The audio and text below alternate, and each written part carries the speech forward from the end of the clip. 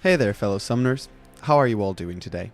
Today's video will focus on two things, showing you the importance of using your item actives while going through the different kinds, and also a few tips on how to start implementing their use into your gameplay. So the way that you get stronger in League of Legends is by killing stuff and earning money for it, then spending that money on items.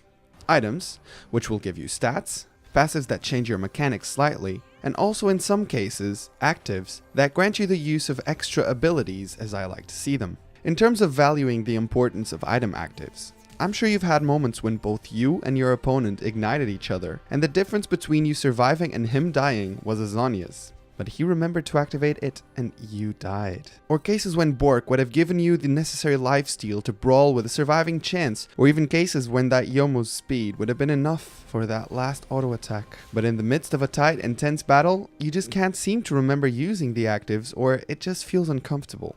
Here's a few things you can do to help you in using these tiny extra abilities that can easily change the course of the battle. Okay, so the first thing you need to do, and this is a global perspective, is to start buying your items with your mind in it, analyzing what you need and what would work best against the enemy team. If you're just following builds blindly or buying what someone told you to buy, then there's a good chance you don't understand what and why you're buying in such a way, and because of that, you don't use the actives of some of the items you bought. Hey, it's okay to go to pro builds and see what the pros are building on your champion, but take them as suggestions rather than must-haves. Be smart. Don't build a Mercurial versus a team that has literally no CC. Be aware of what you're buying and think that you won't be using that item to its full potential if you're not using it. It's like fighting without using one of your abilities. The second thing you should be doing is to always put certain items on that same item slot. I'll give you my example. In the beginning of the game, I always have my pots in the second slot. That way, I don't have to look down and check which button to press if I'm skirmishing with my enemy laner. After that, when I get my Zhonya's, that's where it goes. Slot 2. It's my fifth ability when I'm playing a mage. But you also need to know who you're playing. Just like I'm fully aware that my Q throws a ball back and forth if I'm playing Ahri, it launches a tornado when I'm playing Janna. My 2 slot with Janna is Redemption. Always my fifth ability on her. I always have my Sightstone on 5, Locket on 3 if I buy it, and Talisman on 1, etc. Using the same item slots makes it so much easier for you to start recognizing item actives as extra abilities.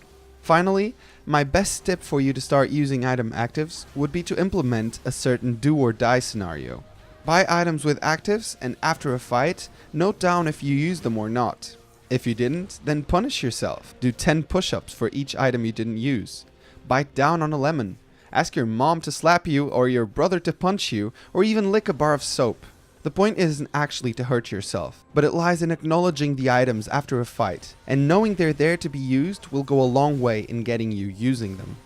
Okay, so now let's take a look at what I'd consider the most common item actives in the game, and we'll do this alphabetically. Banner of Command increases the size and power of a minion while making it immune to magic damage. It's amazing versus a full AP team as well as APC Ziggs. It has a 2-minute cooldown.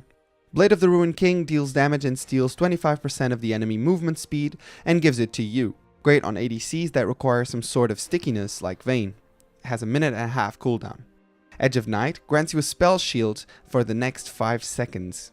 It's basically a Banshee's on lower cooldown, but has to be very precise and you have to channel it for 1.5 seconds while moving. 45 seconds cooldown. Face of the Mountain is a support item that grants the user and ally a shield that will explode after 4 seconds, slowing everyone that's near you. Has a 1-minute cooldown. Frost Queen's Claim is another support item that summons 2 ghosts that track and slow the nearest 2 enemies while revealing them. Has a 1.5-minute cooldown.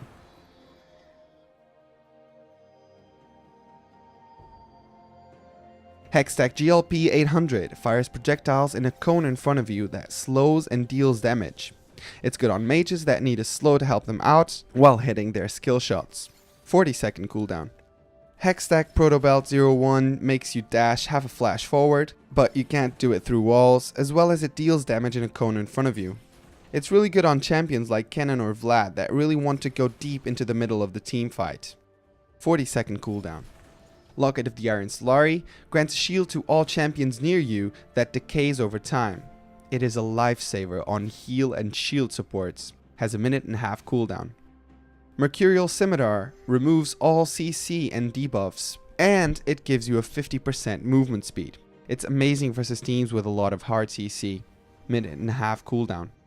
Mikhail's Crucible removes CC from a friendly champion and grants them movement speed. It's basically the same as Mercurial, but you can target it. 2-minute cooldown.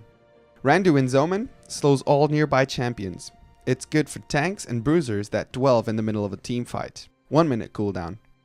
Ravenous Hydra deals damage to units around you. It's the same as Randuin's, but deals damage instead of slowing. 10-second cooldown on this means that you should be using it as much as your E. Redemption. I'm sure you know what it does. Still, it heals in a wide area after a brief channel time as well as deals damage. It's the single active or ability that can be used while dead at the time I'm writing this. It has a 2-minute cooldown. Righteous Glory grants 75% movement speed when moving towards enemies, and then it slows them. Singed, Blitz, and Thresh.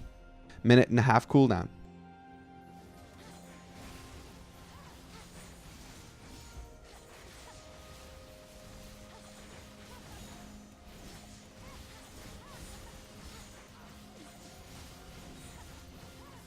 Serifs Embrace uses mana to shield yourself. It's great on champions that use the tier like Rise. 2-minute cooldown. Talisman of Ascension is the last support item, and this one gives your nearby teammates a speed boost for chasing or running away. Has a 1-minute cooldown. Titanic Hydra makes your next auto attack AoE on a larger cone, but the important thing is that it resets your auto attack timer. 20-second cooldown. Yomu's Ghostblade grants you a movement speed for 6 seconds. It's great for both chasing and running away. 45-second cooldown. Zhonya's Hourglass. Well, it makes you more stylish and basically immune to everything, even the enemy fountain, for 2.5 seconds. 90-second cooldown. ZZ Rot Portal. It spawns a Void Gate that summons Void Spawns to push a lane. It's great against split pushers and when one of your inhibitors is down. And when one of... God, that's hard to say. And at the very late game, you can sell one item, buy this, use its active, then sell it back, and it will still be up on the field.